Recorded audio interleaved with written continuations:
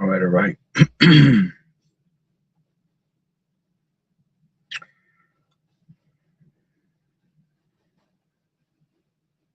So, like, give me 1 second. I'm trying to get the video I'm going to use.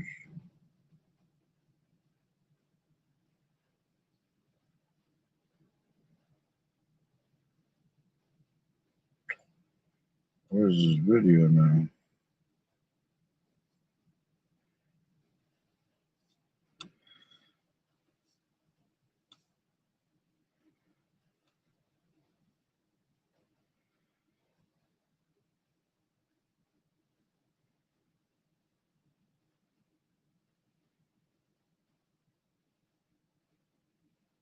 Oh, wow. Now I can't even find this damn video. That's corny as Give me 1 second, Salakia.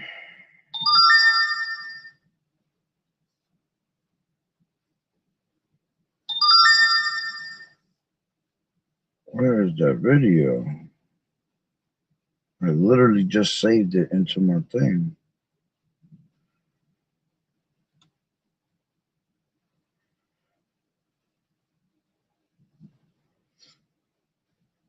That's so corny.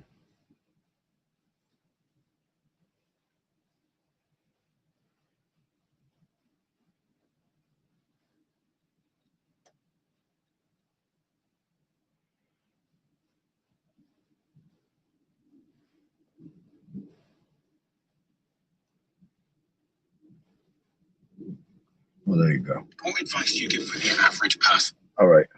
Shalom, shalom. I'd like to start off by saying Barak Yahweh, Barak Yahweh Shai, Kol Haloyim La Yahweh, Bahashem Yahweh Shai, Bahashem Orchak Kodash. Double honors to the elders and apostles of Great Millstone who do well. Blessings and salutations to the hopeful elect scattered abroad. The Akim and the Aquat that's listening in. Yahweh Ratazah, Lord willing, that the lesson is edifying. It's the brother Shuab Amawan back at you with another lesson. And Lord willing is edifying and straight to the point. Salaki, it took a little long. I was trying to look for the video. I saved it, but I saved it in the wrong file. So going into the title, it will all fall and collapse. All right, and this is talking about, you know, this the crash of a lifetime. All right, the stock market, the crash, the collapse of America. All right, which I basically asked just to play around with it, the chat. All right, let's grab that first. All right. All right, which this collapse, all right, is going to lead to the MOTB. All right, that's why you have a worldwide, you know, collapse happening, international collapse, a world collapse, global collapse, whatever you want to call it. That's why you have that happening right now, because it's all going to lead to one thing. All right, so in the chat, I asked just to see what it would say. I asked, hold on, it's loading up right now. I said, if the stock market crashes, does the American dollar and American society collapse with it? And it said, not necessarily. A stock market crash can be very damaging, but it does not automatically cause the U.S. dollar or American society to collapse. All right. And in a way, it's true. It won't cause the U.S. dollar to collapse, even though the dollar is losing its value and the dollar is about to collapse with it. You know, when this stock market crashes, the dollar is going to definitely come down with it, because we're in these last days of a transformation from the old world order to a new world order. All right. But let's just say it doesn't right away affect the dollar, and the dollar still is being used. All right.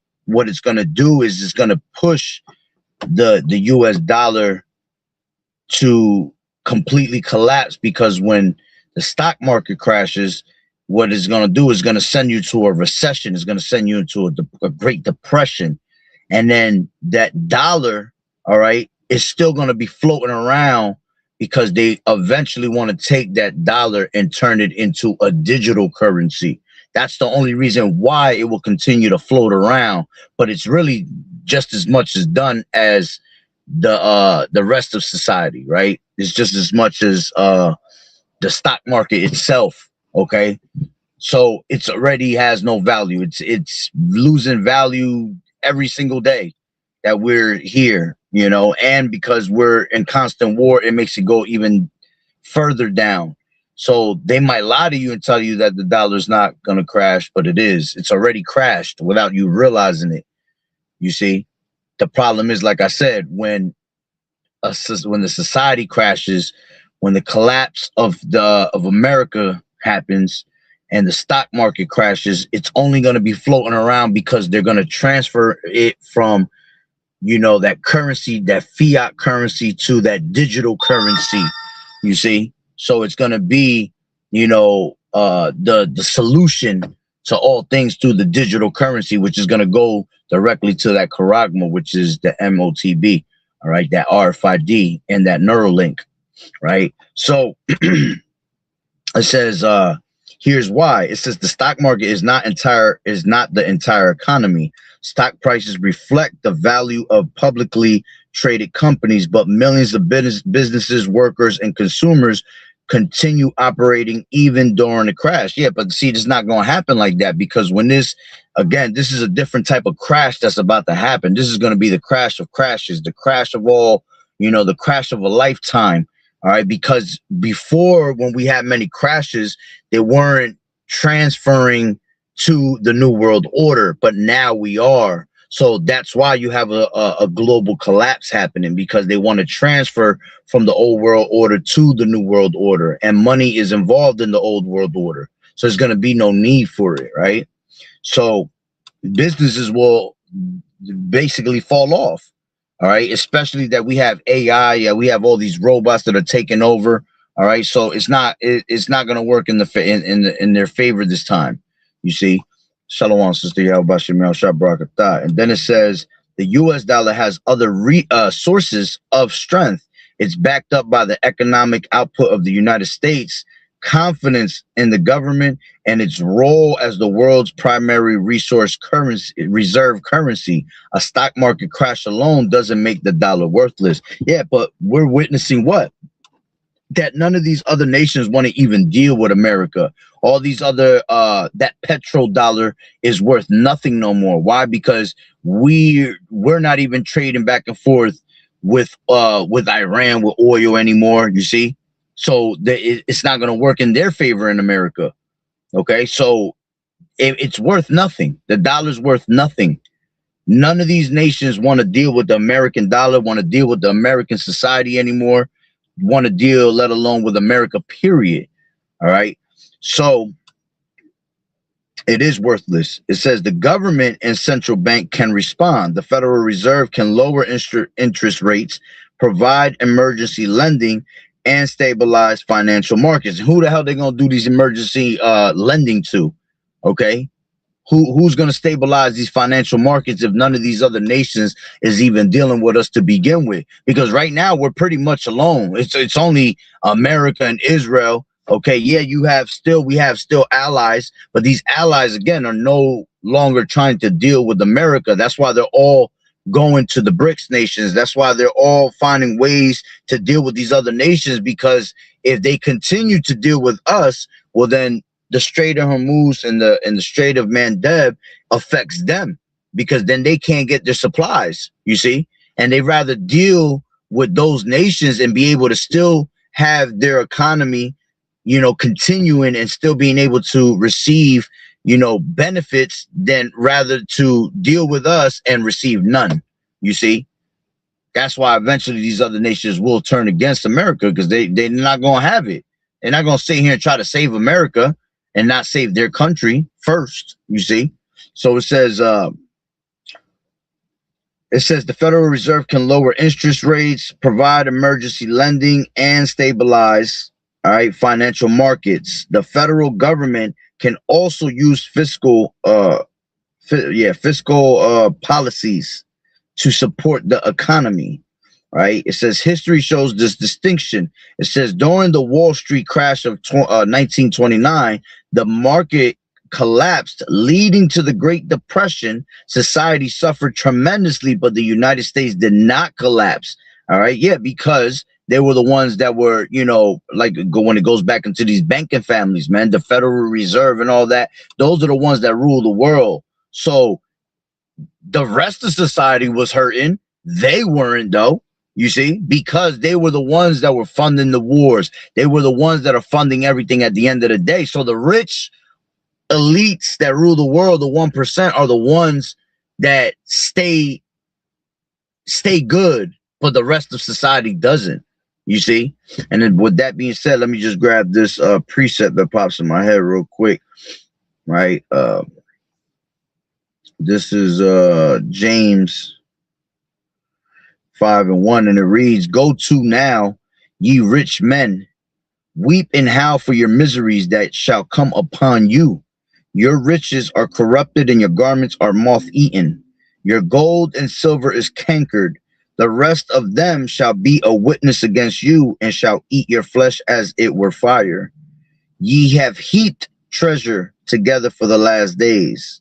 Behold, the hire of the laborers who have reaped down your fields, which is of you, kept back by fraud, crieth. And the cries of them which have reaped are entered into the ears of the Lord Yahushua of Sabaoth. You have lived in pleasure on earth and been wanton. You have nourished your hearts as in a day of slaughter." Okay? It says, "You have condemned and killed the just, and he does not resist you." All right. So, you know, eventually, you know, everything that they have is going to be corroded, man. All right. Their gold, their silver, their money. Okay. Gold and silver is going to be thrown in the streets. All right. Because it's going to be worth nothing. You know, none of that is going to be worth nothing. That's why eventually they will come with a digital currency, a new type of currency, because none of that's going to be able to be useful. All right. But at the end of the day, they have, you know, heaped together these treasures, all right, for these last days, all right, and riches profit not in the day of wrath, as the scriptures say, all right. So let's go back to the chat, right? So it says, during the global financial crisis, stock markets fell by more than 50%, unemployment rose, and many people lost homes and savings. See, yeah, again, it hurts the people. It ain't gonna hurt these elites. First of all, these elites don't even use money, man. They're backed up by gold and stuff like that, right? So to them, it's never gonna hurt them. It's always gonna hurt us, the people. Okay, that's why the rich stay rich and the poor, all right, or the middle class that's just getting by, they're gonna become poorer, and the poor is gonna pretty much already be poor and die off. All right.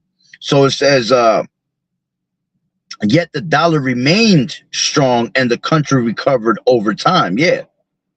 It wasn't so much the people that recovered over time or the people remained strong. The dollar did, because they were still making powerhouse moves while the economy was still down and out and crashing and in a Great Depression, you see, because the ones that were backing up this country, all right, which were these elites, they had the money to do that. The reason of the Great Depression was to hurt the people. It wasn't to hurt them. It was never to hurt the elite's pockets, man, at the end of the day, you see.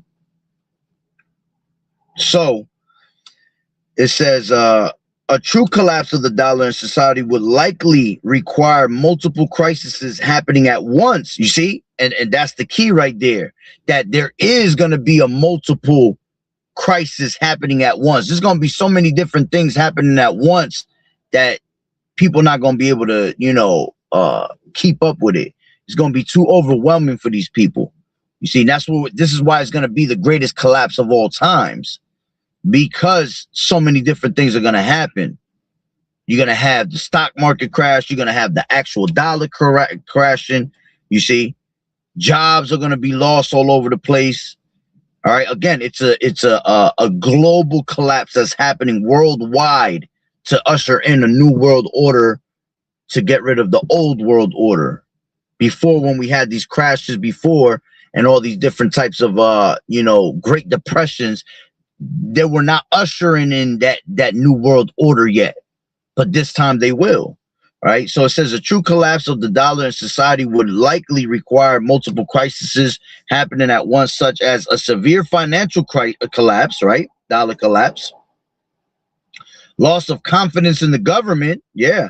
What does that lead to? That leads to people overstanding against their government, right? You have the Egyptians against the Egyptians, all right? As the scriptures say, if Satan cast out Satan, shall not that kingdom not stand, right? So there's so much division already, right? Then there's going to be sedition amongst among men, all right, standing up against their governments. Let's just grab that real quick, right? This is Second Ezra's 15 and 16, and it says, let's take it from 14. Woe to the world and them that dwell therein, for the sword and their destruction draweth nigh, and one people shall stand up to fight against another, and swords in their hands. Yeah, Egyptian against Egyptian, right? For there shall be sedition among men, and invading one another. They shall not regard their kings nor princes, and the course of their actions shall stand in their power. You see? So the sedition among men, right? Definition of sedition, right? It's an overthrow of the government. It says sedition refers to conduct, speech, or writing that incites people to rebel against or overthrow an established government or lawful authority. You see? So that's exactly what's going to happen eventually, right? You're going to have the overthrow of the society. Oh, shit. Because of the collapse, of the financial collapse, you see? So a severe financial collapse will bring the loss of confidence in the government, because they're going to blame the government. Oh, shit, I thought you were going to make America great again. No. All right, now we got to fight for our rights, right? Now we got to fight for our people, for our freedom, right? It says hyperinflation and an ability to pay national debts. Yeah. Hey, Habakkuk 2 and 6, right? Let's grab that. This is Habakkuk 2 and 6. These devils have nothing but what? They have nothing but debt on their hands. And how do they try to pay it back? They try to pay it back with stealing other people's goods and paying you off with the goods that they stole. You see, that's what Esau is really about. He never pays back those debts. All right. But this is Habakkuk 2 and 6. It says, shall not all these take up a parable against them, and a taunt and proverb against them, all right, all these other nations, right, and say, woe to him that increaseth that which is not his, how long, and to him that laddeth himself with thick clay. And that word thick clay goes into having heavy debts, okay? That thick clay goes into the word, it goes into weight of pledges, okay? Heavy debts, right? The word is H 5671 Afteet. Okay. Afteet. So it says weight of pledges, heavy debts. That's what that thick clay represents. All right. It says when you go into that word, the root word of that, it goes into 5670 Abat. All right. It goes into to take a pledge, give a pledge for a debt, you see? To take pledge, give a pledge for a debt, to interchange, to cause to give a pledge, you see? So they're going to give a pledge or take a pledge for the debt, all right? And that goes to show you that the scriptures is right on point, all right?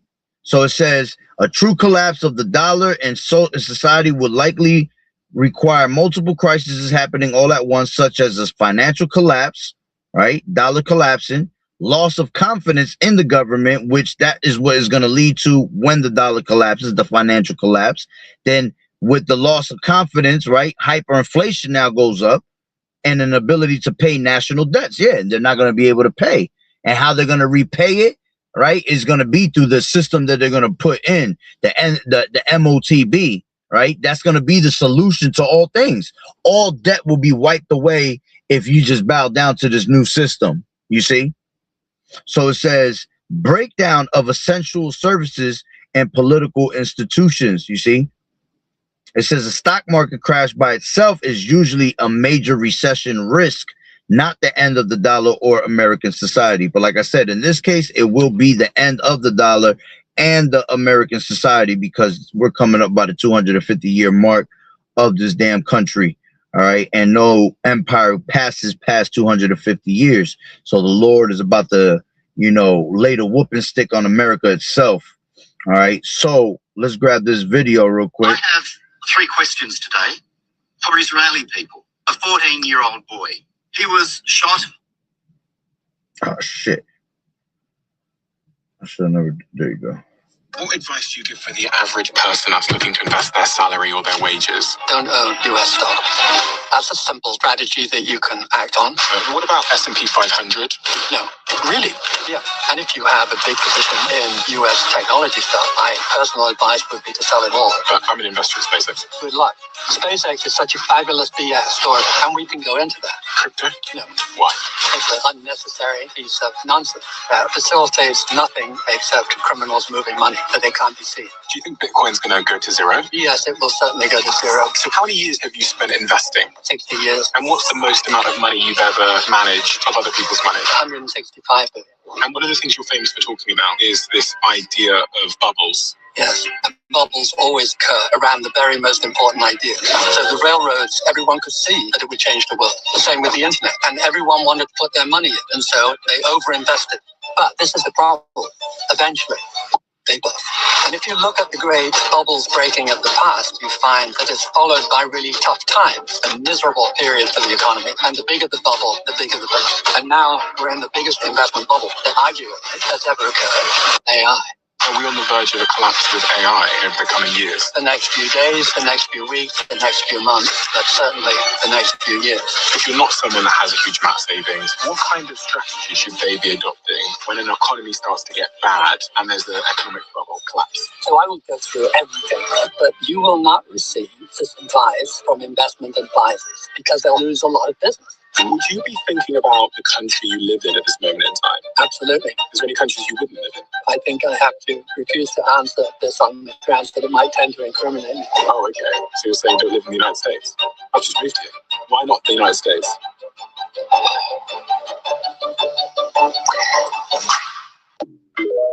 Yeah, you already know what he wanted to say, because it's all going to collapse. So basically what he told you was to not invest in anything here in America, not to invest in the American dollar, period. Why? Because it can't be trusted. It's bound to collapse like any other place, man, that has collapsed before. You see? That's why, again, the scriptures say, riches profit not in the day of wrath, man. The destruction of this place is coming, so riches mean nothing. Right? As a matter of fact, let's grab this and I'll pretty much start closing it out, right? This is Ecclesiasticus 31:1. It says, watching for riches consumeth the flesh, and the care thereof driveth away sleep. You see? It says, let's take it for 5. It says, he that loveth gold shall not be justified, and he that followeth corruption shall have enough thereof. Gold has been the ruin of many, and their destruction was present. It is a stumbling block unto them that sacrifice unto it, and every fool shall be taken therewith. You see? Blessed is the rich that is found without blemish and has not gone after gold. You see? So there's no point for you to put your try to put all your eggs in one basket according to riches, man, because they're gonna be taken away. It's that simple. Them eggs is gonna crack. You know, the system of money was not meant to last forever. Okay, that's why it always changes. I mean, there was always some type of system with money. All right, but eventually it will always change. That's why they always say the money ain't real. The money is like a monopoly money, because the real money will be you being backed up by gold, you know, having something to back it up. All right. like I said, these elites don't carry money. They don't fucking deal with money. You're not gonna see them pulling out $100 bills and $20 bills and $50 bills. No, they don't even have much. They just themselves looks like the money. You see, they'll pull out a black card or some shit. I'm just saying that. All right, they're gonna pull out gold and silver. That's where it's really at. All right, but the money was created for us to kill ourselves over it at the end of the day, you know. So that money, it never meant nothing. It's just a piece of paper, all right, to make people go crazy. You know, money make the world go round. That's it. And the ones that, you know, are not the higher ups, meaning the elites, the Federal Reserve, the banking families, you know, that's why you kill for it. That's why you go crazy for it. That's why you worship it. When these elites, all they got to do is put in the computer, nigga, you got $1 million in your account, and they could take that shit away if they want to in 2 seconds. Why? Because that money never really fucking existed. Go watch a movie called, what is it called? Zeitgeist. It's called Zeitgeist Adamans. Go look that up. Go watch that. It'll tell you how the Federal Reserve works, and it'll tell you how the money ain't worth shit, and how you yourself are worth $1. A straight dollar. That's it. A human being is worth $1 because it don't mean nothing. All right. How they can make money just appear out of thin air. And here it is. They'll tell you that they're in a deficit. They'll tell you that there's no more money being printed. Man, they can make money all day if they really wanted to. They could print it all day if they wanted to. All right. But it's a system of control. All right. So, you know, that money, all right, is going to destroy them, man. Let's grab this. This is 1 Timothy 6 and 5. Perverse disputings of men of corrupt minds and destitute of the truth, supposing that gain is godliness.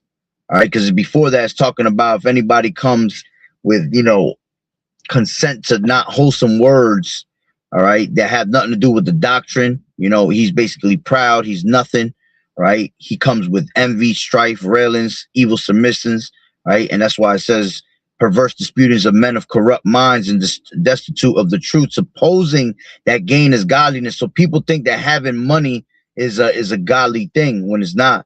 From such withdraw thyself, but godliness with contentment is great gain. For we brought nothing into this world, and it is certain that we can carry nothing out.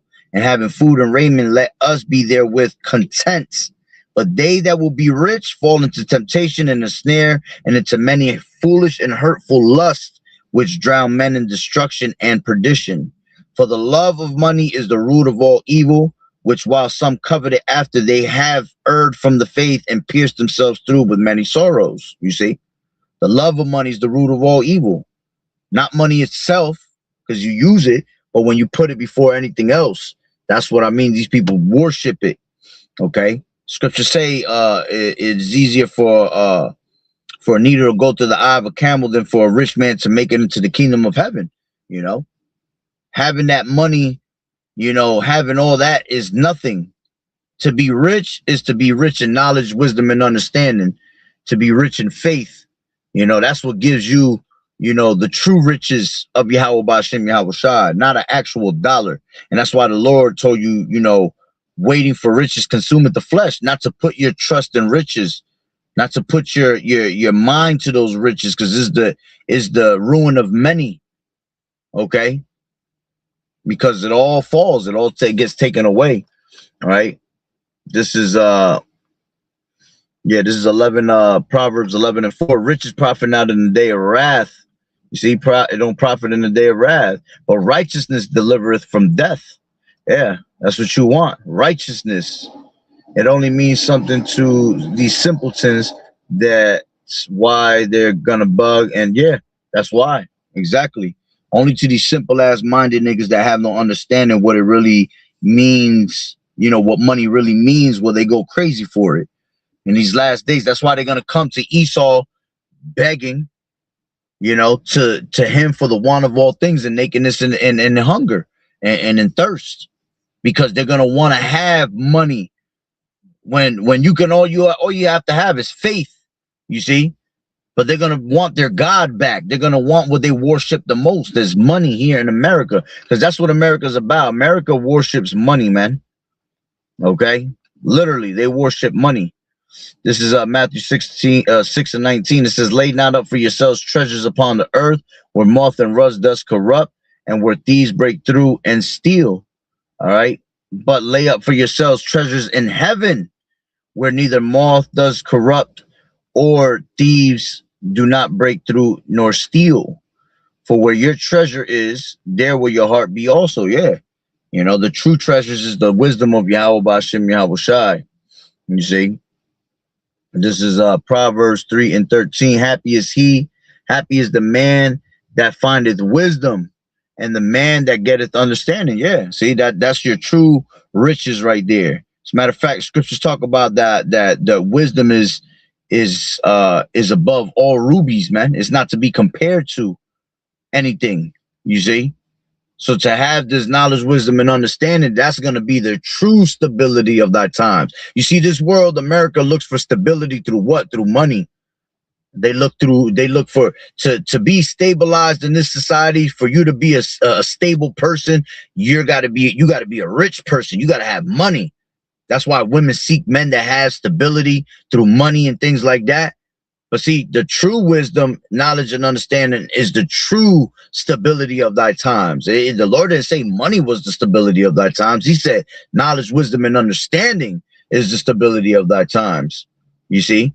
So that's why it's important for us to, you know, basically set our affections on the things above, set our affections on the treasures of heaven. You see?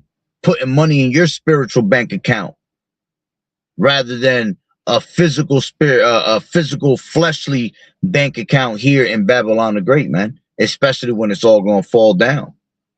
All right.